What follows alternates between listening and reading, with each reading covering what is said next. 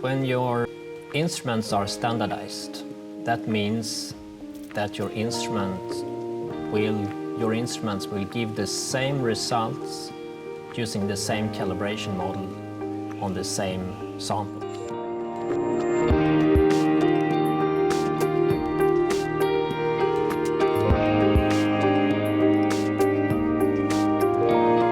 In the old days, you didn't have such a big need for factory standardized instruments, as one user had one instrument and he built his calibration models. But when the instrument network grew, they wanted to use the calibration models on these instruments as well.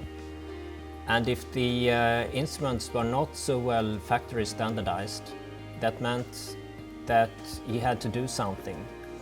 And in the easy case, it was just enough to adjust for slope and bias differences between the instruments on the predicted values. But that meant that you had to measure samples on all the instruments and find out which adjustments you should make. And that's a lot of administration work around that, getting the samples around. And especially when the network grew global, it became almost an impossible task to do these things. And there were also other methods like robustifying the calibration models for instrument variation and also standardizing with adjusting the absorbance spectra produced from the instruments. So there were a lot of methods developed, and these methods, they worked well, they solved the problem. But as I said, there was a lot of administrational work around getting all this in place. So there was a big need for getting better factory standardized instruments to make it possible to use the calibration models with as little effort as possible.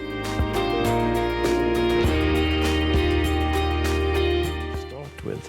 It's important to do a robust design of the whole, what we call measuring chain, the signal path from the lamp all the way through the wavelength selection device, the sample, the detector, and the algorithms that are used to correct.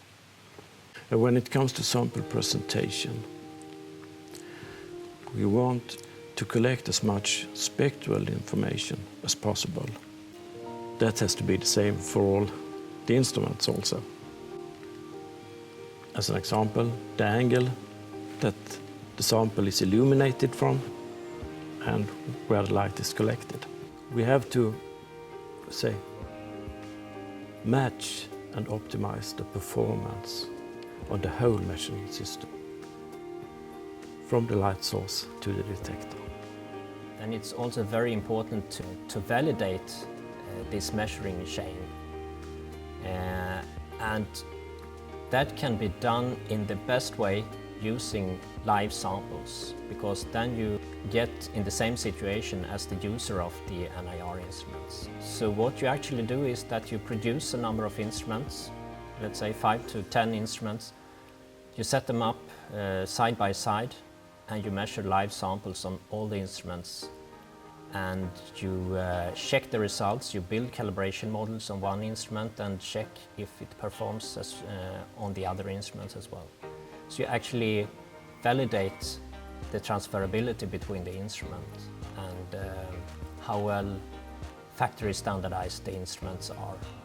It takes time to build up the database that cover the variation that you need to have in your calibration models. Especially when working with complex sample matrices like feed, it is important that you can reuse your database, you can reuse your calibration models, because the value for the user is in the database that he has built up over the years.